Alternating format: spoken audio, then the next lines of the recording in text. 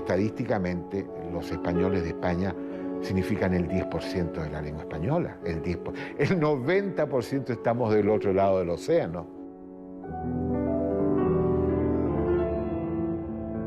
Puede haber palabras malsonantes, palabras insultantes, pero si las dice mucha gente, nosotros tenemos que recogerlas en el diccionario. Yo creo que el lenguaje no es machista, lo que es machista es la sociedad y los discursos que se construyen con el lenguaje.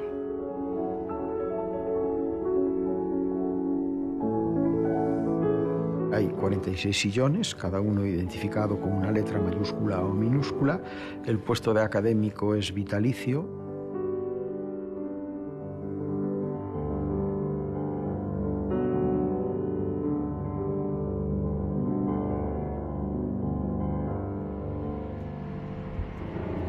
Entramos en la Real Academia con el escritor José María Merino, Premio Nacional de Narrativa, académico de la lengua desde 2009. Actualmente ejerce el cargo de censor de la institución, censor según la tercera acepción del diccionario. Mi oficio no es eliminar cosas, no es prohibir, es simplemente observar que el reglamento y las ordenanzas se lleven a cabo de una manera legal.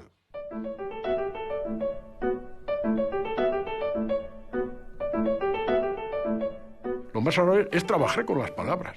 La primera reunión que tuve, pues no sé, salieron una serie de palabras, la gente empezó a opinar, empezó a discutir, y yo dije, caramba, qué interesante, o sea, pasarnos una tarde hablando, discutiendo sobre las palabras. La tercera lengua del mundo, nuestra lengua, ¿no? De las 6.000, de las aproximadamente 6.000 lenguas del mundo, nuestra lengua es la tercera. Imagínense lo que eso significa. Y 500 millones de hablantes. La Real Academia actúa fundamentalmente como un notario de la lengua y que, por tanto, lo que hace es no dirigir la lengua, ¿no? La lengua ya se dirige a sí misma, pero lo que hace es registrar, dar fe del uso mayoritario, culto, que en cada momento elige la sociedad. Bueno, pues este es el resultado del último tramo de evolución de 300 años en los que tenemos la parte más material, más visible del esfuerzo que está haciendo la Academia desde hace ya bastante tiempo para incorporarse a las nuevas tecnologías. Lo que tenemos aquí es uno de los dos centros de servidores de la Academia. Esta es una auténtica revolución en la forma de producir, generar y consultar diccionarios y todo lo que tiene a su alrededor, claro. Eso termina en correctores ortográficos, termina en sistemas de traducción automática, todo lo que se hace en este momento en lingüística, antes o después pasa por máquinas de este tipo. Además de facilitar y mejorar sustancialmente el trabajo de la Real Academia, sus bases de datos, sus sistemas de investigación y consulta, las nuevas tecnologías ponen al alcance de cualquier usuario de la web rae.es, desde los viejos ficheros y antiguas obras digitalizadas hasta la producción más actual, el diccionario de la lengua, el jurídico, el de dudas, el histórico, la ortografía o la gramática. Esta es una pantalla en la que lo que podemos ver es en tiempo real lo que está sucediendo con la parte del sistema informático de la Academia que atiende las consultas al diccionario de la lengua española. De modo que lo que vemos es que ahora mismo están entrando 2.066 personas diferentes a hacer consultas que están apareciendo por aquí, ¿no? Esta es la parte que tiene que ver con las consultas que se hacen a través de PCs y esta a través de aplicaciones para dispositivos móviles. Así que tenemos el número, hay que tener en cuenta que estamos en las primeras horas de la mañana, de modo que América todavía no ha despertado y América es una fuente importante de consultas. Tenemos alrededor de 800 millones de consultas al año, solo del diccionario de la lengua española. La Real Academia Española surgió en el verano de 1713 de una reunión de 8 ilustrados celebrada en el palacio de uno de ellos, el marqués de Villena, fundador de la institución. Pretendían proteger al castellano de la presión que entonces ejercía el idioma francés. La Real Academia Española no fue una creación del poder político como la francesa el siglo anterior. Fue el cardenal Richelieu el que promovió la Academia Francesa. En nuestro caso no fue ni la corona, ni fue el consejo, es decir, el gobierno, sino que fue una agrupación de personas de la sociedad las que tomaron esta iniciativa. Si bien es cierto que al año siguiente, es decir, en 1714, el rey Felipe V, que había tenido noticia de la constitución de esa agrupación, les concedió el título de Real Academia Española. Desde aquellos primeros días, la Real Academia mantiene su lema de limpiar, fijar y dar esplendor al idioma. Hasta 1894, los académicos no tuvieron lugar propio para realizar sus reuniones de trabajo. Ese año se inauguró en Madrid, junto al Museo del Prado y la Iglesia de los Jerónimos, el edificio clasicista que desde entonces es la sede principal de la Real Academia. Estamos en la que nosotros llamamos sala de directores porque tiene los retratos de los directores de la Academia en el siglo XVIII y en el siglo XIX. Por supuesto, también en estos muebles está una selección de las obras más importantes que la Academia ha venido publicando a lo largo de estos 300 años largos de vida. A lo largo de sus más de 3 siglos de historia han sido 28 los directores de la Real Academia. A finales de 2014 fue elegido para el cargo el académico Darío Villanueva, filólogo, catedrático de Teoría de la Literatura y Literatura Comparada de la Universidad de Santiago. Los actuales estatutos limitan el mandato del director a 4 años, con posibilidad de 2 reelecciones. El director es el representante de la Academia a todos los efectos, dirige las sesiones, se ocupa de la distribución del trabajo entre los académicos en distintas comisiones. También, por supuesto, preside una junta de gobierno. Y luego yo quisiera insistir en algo que es muy importante, y es que el director de la Real Academia Española es el presidente nato de la Asociación de Academias de la Lengua Española. Es una organización que tiene en este momento 22 miembros más, aparte de la española, y que ha radicado su sede aquí desde que se constituyó esta asociación. Curiosamente, la Asociación de Academias de la Lengua Española, ASALE, fue una iniciativa de un presidente mexicano, el presidente Miguel Alemán, en el año 1951. No tiene mucho sentido en ese contexto que España declare que la marca suya es el español. No, el español es un idioma internacional, es un idioma que hablan por lo menos 500 millones de personas en el mundo, que tienen todas ellas el derecho de considerar que el español es su propio patrimonio, su propia lengua de expresión. La gran función de las academias es luchar, y en esa lucha estamos, por la unidad de la lengua, no por la uniformidad. No es para nosotros un ideal que todos los hispanohablantes hablemos igual. Y eso es el ideal de la unidad panhispánica, de todos los que hablamos español que nos entendamos.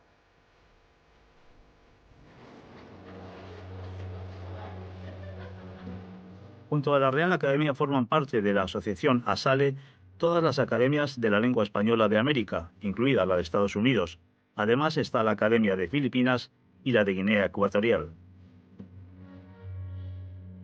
Todas las decisiones que tomamos se consultan a las 22 academias de ASALE, porque somos plenamente conscientes de que la lengua española no es propiedad de la Real Academia Española ni de los españoles. Somos un 9% de los hablantes del español.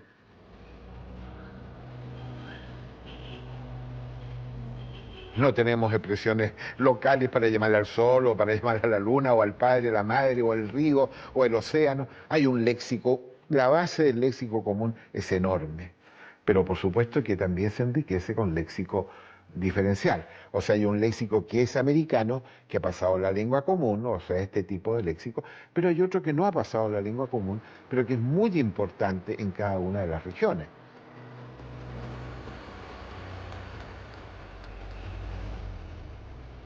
En este momento hay un 20% del diccionario que son lo que de manera discutible llamamos americanismos, ¿no? Es decir, términos que se usan en América pero que no se usan en España. Recién descubierto América, y ya está la palabra canoa, que es un americanismo, de una palabra del taíno, de la zona donde llegó Cristóbal Colón y los descubridores. Ya allí hay un americanismo que penetró.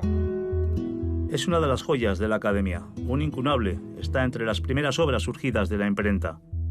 En 1495, Antonio de Nebrija incluyó en su vocabulario español latino la palabra canoa para definir a una embarcación de un solo tronco. El término lo había importado el propio Colón, aparece en sus diarios. Hay solo 5 ejemplares del diccionario de Nebrija. La elaboración de un diccionario de la lengua fue la gran tarea que se impusieron los primeros académicos. Tras 26 años de arduo trabajo apareció en 1739 el 6º y último tomo del que se conoce como Diccionario de Autoridades. Junto a las palabras, los académicos adjuntaron textos de autores de la época que certificaban la existencia del término y su significado.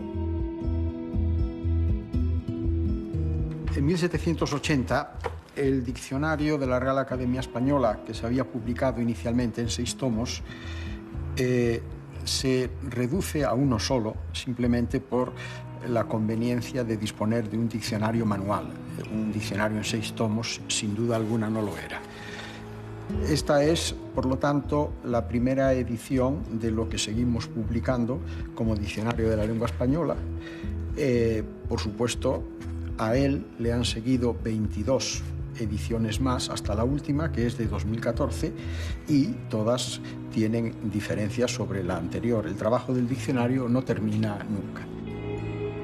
La última edición del Diccionario de la Lengua Española, de 2014, recoge 93.000 lemas, 93.000 palabras que suman más de 200.000 acepciones.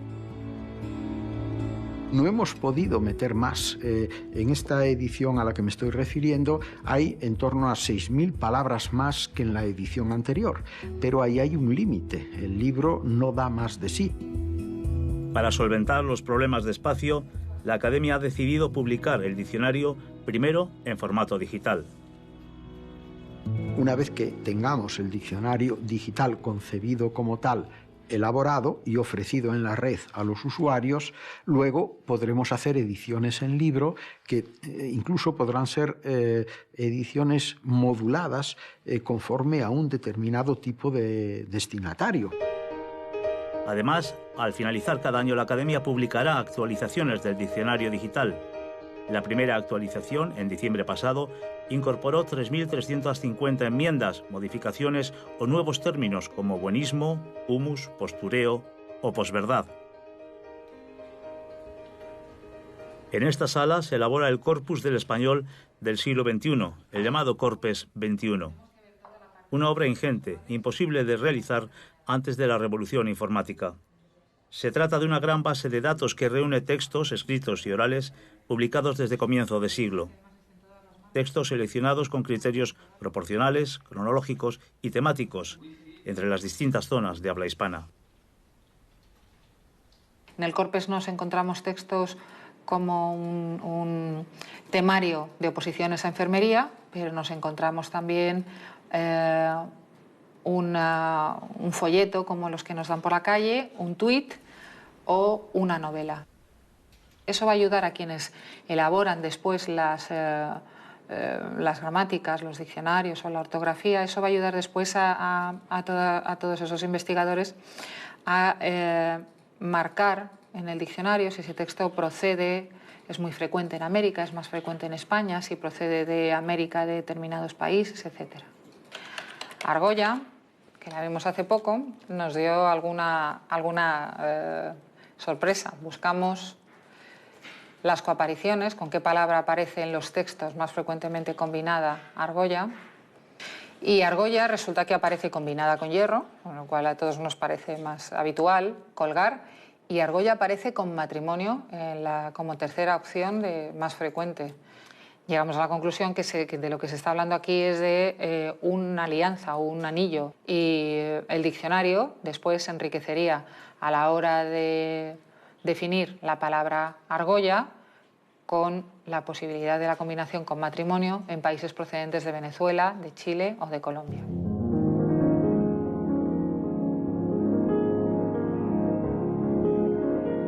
En la Casa de las Palabras, habitualmente, reina el silencio. Solo los jueves un murmullo contenido se dispersa por las estancias. Es el día que los académicos acuden a su cita semanal, el día que se celebran las comisiones de trabajo y el pleno. Las comisiones cuentan con el apoyo de los lexicógrafos de la Real Academia, que proporcionan la documentación requerida para elaborar las propuestas que posteriormente se llevarán al pleno para su aprobación. Los académicos se reparten en 5 comisiones: Ciencias Sociales, Vocabulario Científico y Técnico, Cultura, Ciencias Humanas y Neologismos. Encontramos preparando los temas de su comisión a la académica más joven, Inés Fernández Ordóñez, filóloga especializada en dialectología. Pues en la comisión cada uno aporta su sensibilidad, su punto de vista. Claro, el filólogo tiene un punto de vista más técnico, una perspectiva más técnica sobre las palabras. Muchas veces tenemos que bueno, pues explicar por qué una palabra debe o no debe estar o por qué debe o no introducirse. En ese sentido, a veces damos un poco de clase a los escritores, pero los escritores también aportan puntos de vista y sabiduría fundamental. En las sesiones uno oye hablar a los lingüistas, pero no solamente hay lingüistas, hay gramáticos, hay filósofos, y entonces a veces hay discusiones sumamente interesantes y creo que con mucho provecho para todos los académicos. El Pleno es el que sabe de todo lo que se hace en la academia y también es el que interviene en las cuestiones fundamentales que tienen que ver con las obras básicas a las que nos venimos dedicando desde hace 300 años, que son el diccionario de la lengua española, la gramática de la lengua española y la ortografía.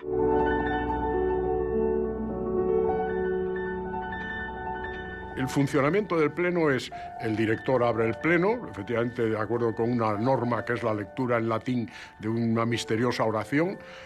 A continuación, el secretario lee el acta de la sesión anterior, el director nos informa de las cosas sustantivas y después pues ya empieza. Primero, ¿hay libros? ¿Alguien presenta un libro? Pues yo tengo un libro. Bien, perfecto. Segundo, ¿hay papeletas? En un momento en que el director dice papeletas, se entiende que es el momento en que cualquier académico puede decir: esta palabra, ¿qué pasa con ella?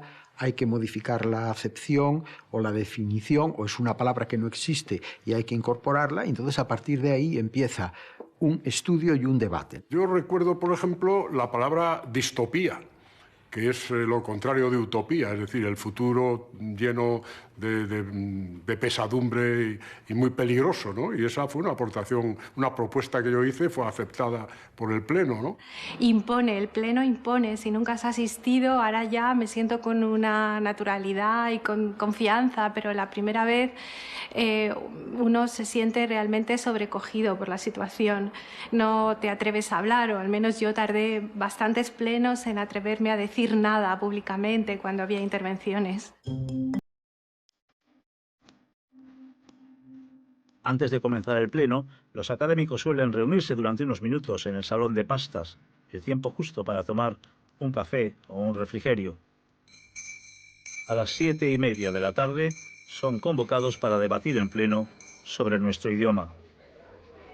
Creabuntur e renovabis faciem terrae, actiones nostras quesumus domine, aspirando preveni e adjuvando prosequere, ut cunta nostra oratio et operatio a te semper incipiat, e per te coepta finiatur, per Christum Dominum nostrum. Amén.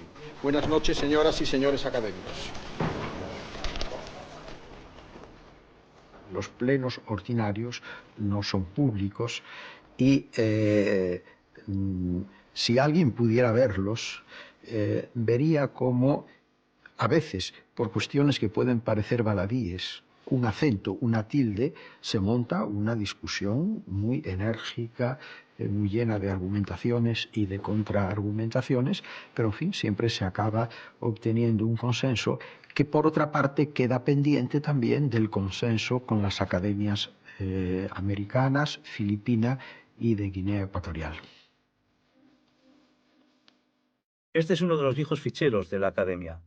Antes de la era digital, cuando el trabajo de los lexicógrafos se hacía a papel y pluma, aquí se iban catalogando los términos, sus usos, sus acepciones a lo largo del tiempo, un archivo de la vida de las palabras. Los viejos ficheros acumulan 10 millones de fichas que juntan términos en uso a otros que han pasado ya a la historia. Estas fichas, digitalizadas, hoy pueden consultarse en línea. Forman parte del material de trabajo de José Antonio Pascual, el académico que ha asumido la dirección de otra obra de dimensiones extraordinarias, el nuevo Diccionario Histórico del Español. Un diccionario histórico es un diccionario completo. Es un diccionario que empieza en los orígenes de nuestra lengua y llega hasta nuestros días. Y además acoge en él a todas, absolutamente todas las palabras de nuestra lengua que estén documentadas. Es la vida de las palabras. A veces pierden su uso y se retiran del diccionario, o cambian su sentido. Se quitó, por ejemplo, disbarate hace tiempo ya, que era, naturalmente, una variante de disparate. Pero disbarate era lo bueno, y disparate es un error.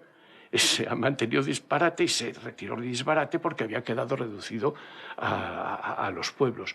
Hoy yo puedo hacer la cama, pero en el siglo XV aderezaba la cama.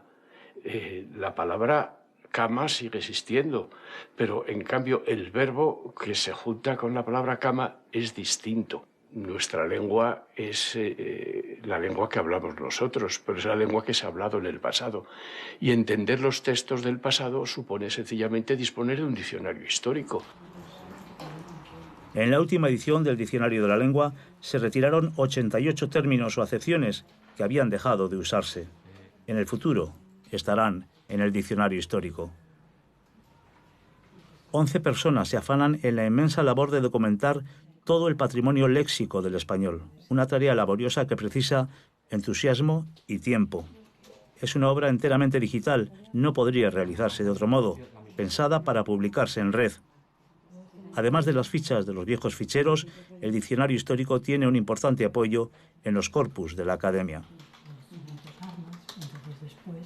Es un diccionario bastante más complejo y rico que los diccionarios tradicionales. Aquí podríais ver que hay enlaces a sinónimos, esquemas sintácticos, grafos de familias. Tiene una información que va más allá de la definición. Ejemplos. Hay palabras que tienen más de 1000 ejemplos.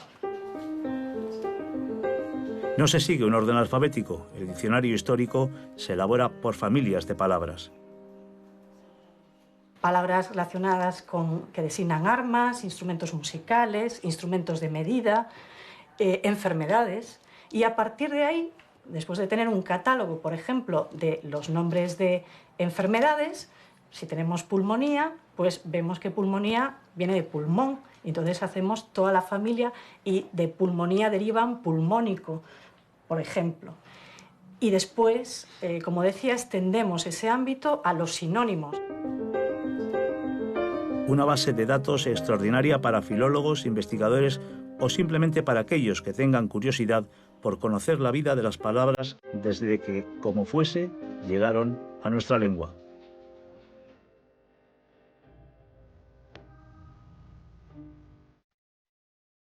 Menéndez Pelayo, lector impenitente, nos recibe en la magnífica sala de académicos de la Biblioteca de la Real Academia.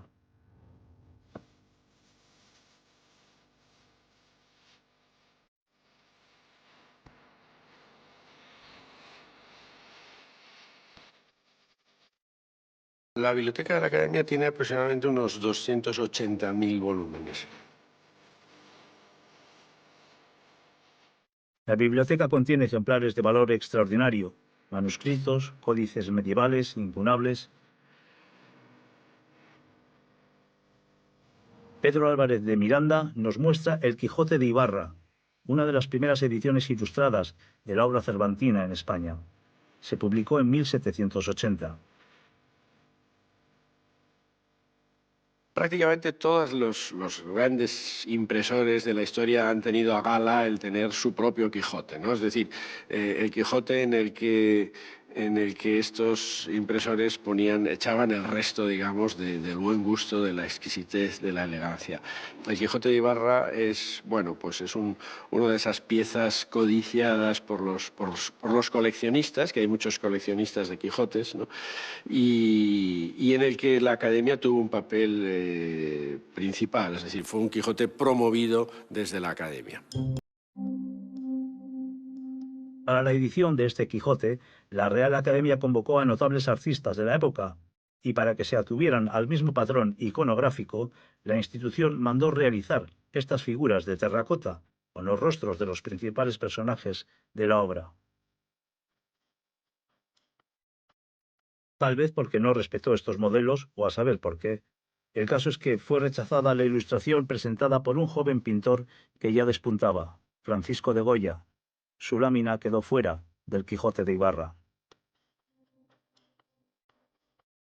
Esta es otra de las joyas de la biblioteca de la Academia, un manuscrito del Tenorio de José Zorrilla, con sus tachones y rectificaciones. El escritor, que ocupó la silla L mayúscula, regaló el libro a su compañero académico, Aureliano Fernández Guerra, quien lo cedió a la institución. Un retrato de Dámaso Alonso, realizado por José Bentó Ruiz, preside la sala dedicada al literato y filólogo que dirigió la Academia de 1968 a 1982. Dámaso Alonso cedió su biblioteca particular, 40.000 volúmenes, a la Real Academia. Un legado integrado también por obras manuscritas y otras dedicadas por sus compañeros de la generación del 27, como esta de Vicente Aleixandre. Se muestran además medallas y distinciones, entre ellas el Premio Cervantes que recibió en 1978. En otra sala anexa está el legado del filólogo erudito Antonio Rodríguez Moñino. Son 17.000 volúmenes, muchos de gran valor, como esta primera edición de la segunda parte del Quijote. Junto a los libros, el académico donó su archivo personal y una extraordinaria colección de estampas y dibujos.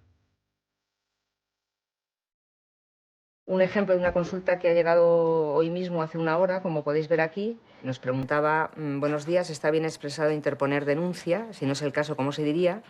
A lo cual, pues, hemos contestado lo que veis aquí, ¿no? Las denuncias se ponen y los recursos se interponen. Y le ofrecemos también la fuente donde puede corroborar esa información, que en este caso es el Diccionario del Español Jurídico, recientemente publicado por la Academia. Es el servicio de consultas del Departamento de Español al Día. Resuelven las dudas que les plantean los hablantes. Ahora mismo tenemos dos vías de entrada de consultas. Una es a través de un formulario específico que hay en la web de la Academia, o www.rae.es, formulario de consultas. Esas consultas nos llegan en forma de correo electrónico y así las contestamos. Y la segunda vía es nuestra cuenta en Twitter, @RaeInforma. Por las dos vías actualmente estamos en una media en torno a las 300-315 consultas diarias.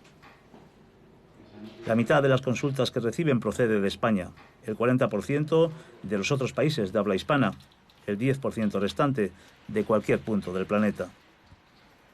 El permanente contacto con los hablantes convierte a este servicio en una eficaz herramienta de difusión de las normas lingüísticas y es al mismo tiempo el mejor indicador del uso del idioma, de las dudas más comunes, de los nuevos vocablos.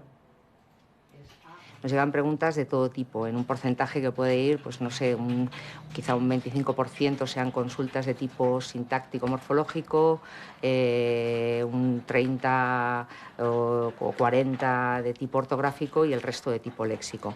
Las léxicas tienen que ver sobre todo con los extranjerismos que circulan ahora en el uso o con nuevas palabras que se incorporan a este y sobre las cuales los hablantes precisan orientación. La norma es que siempre que para un término extranjero exista una correspondencia en español, se prefiera, se defienda, se proponga mantener el uso del español. Hay veces que eso no es posible porque lo que está entrando no es solamente es una palabra, sino también un concepto, una nueva realidad que antes no existía. Por ejemplo, raíl, neologismo, tren, neologismo. No había trenes, no había raíles, ¿no? Radio, neologismo. Pero claro, a veces hay neologismos, pues no sé, bullying, oiga, acoso. Y además acoso tiene mucho más sentido que eso de bolear, como empiezan a decir ahora algunos, ¿no? El Departamento de Español al Día es el encargado dentro de la Academia del estudio y fijación de la norma. En ese sentido, dicta los borradores de dos obras fundamentales para afianzar las normas: la ortografía y el Diccionario Panhispánico de Dudas. Además, el departamento es el corrector de todas las obras que produce la Real Academia.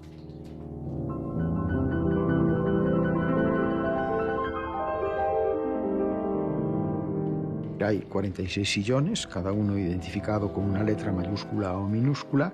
El puesto de académico es vitalicio, de manera que cuando se produce una vacante por fallecimiento del titular de ese sillón, la Academia lo convoca, se hace a través del Boletín Oficial del Estado y 3 académicos tienen la facultad de promover a un candidato. Es decir, que cuando se crea una vacante empiezan a surgir las candidaturas, cada una de ellas avalada por 3 académicos. Para elegir al nuevo académico entre los candidatos presentados se establece un proceso de votaciones secretas con diferentes quórums. Al final, bastará la mitad más 1 de los votos de los académicos presentes en el Pleno. A cambio de su trabajo en la Academia, los académicos adquieren el prestigio que otorga tal condición, también el tratamiento de excelentísimo o excelentísima, y poco más. No tienen ningún sueldo, lo que sí hay es lo que históricamente se llamaban gajes, es decir, una especie de dieta por cada reunión a la que asistan. En este momento, aunque hemos en diciembre, por razón de la crisis económica, rebajado un 10% estos gajes, están en torno a los 140 euros por sesión.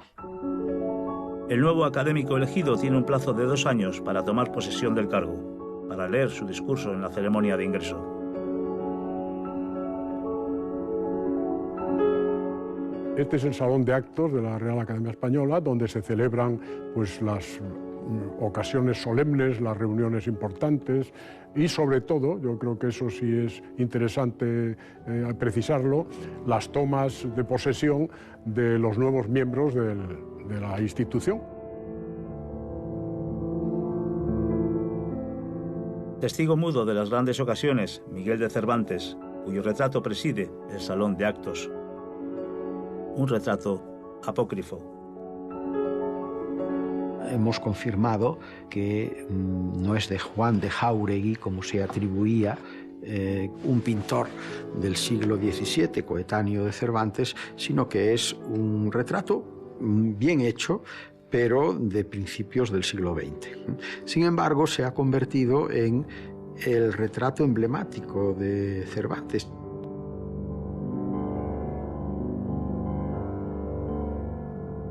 El primer discurso de ingreso es del año 1848, es decir, a mediados del siglo XIX se establece un ritual y un protocolo por el cual el nuevo académico, en una sesión pública, no en una sesión privada como hasta entonces, sino en una sesión pública, leía un discurso de ingreso y otro académico leía otro discurso de bienvenida, ¿no?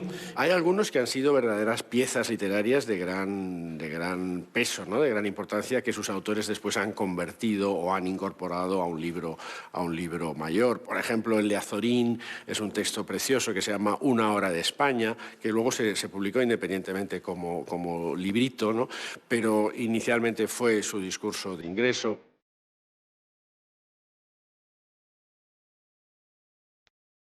Los más heterogéneos paisajes integran España. La historia de España ha sido un perpetuo tumulto de encontradas pasiones. La diversidad del ambiente moral ha sido tan grande en la nación como la heterogeneidad del suelo. Clases y ciudades se han recogido sobre sí mismas y han luchado por su cuenta.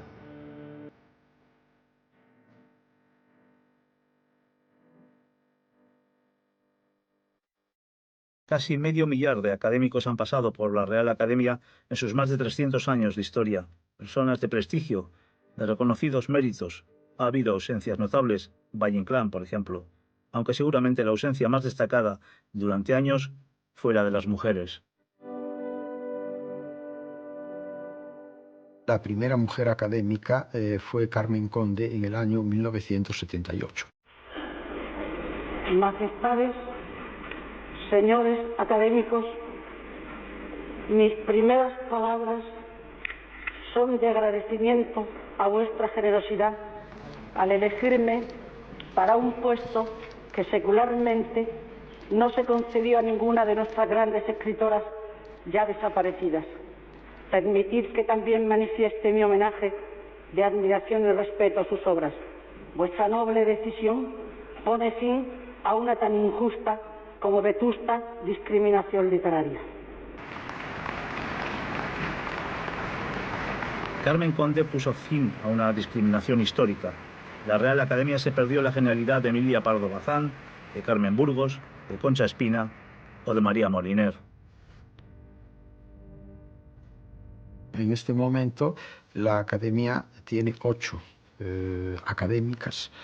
En las últimas elecciones prácticamente ya se ha equilibrado a un 50 y un 50% la elección de académicos o de académicas.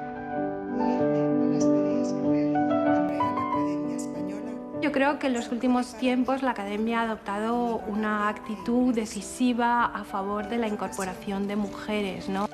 La Academia Española tiene el marbete de falta de sensibilidad, quizá históricamente esto es cierto, pero habría que preguntarse si en otras academias se está progresando tanto como en el caso de la española.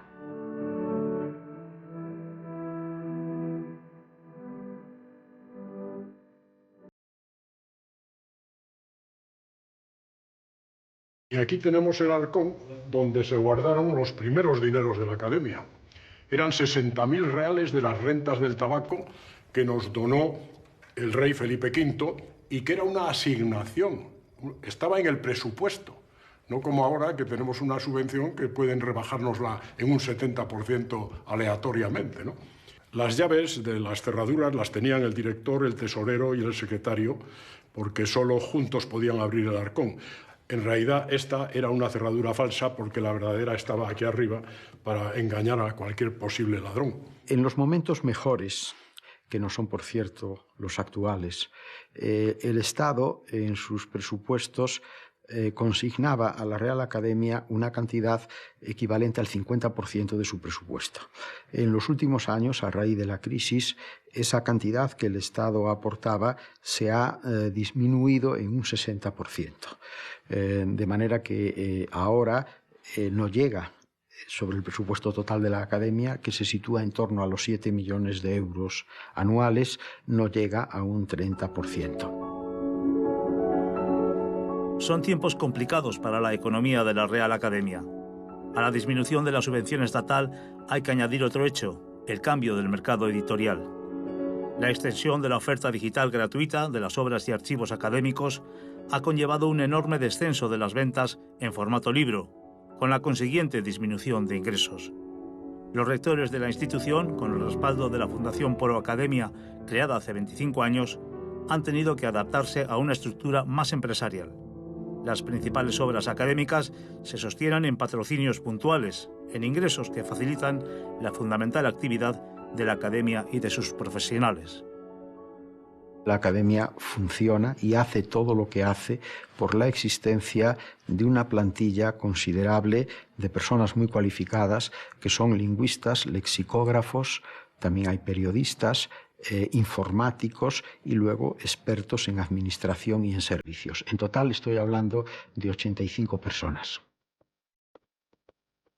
85 trabajadores, 46 académicos, 23 academias, 500 millones de hablantes.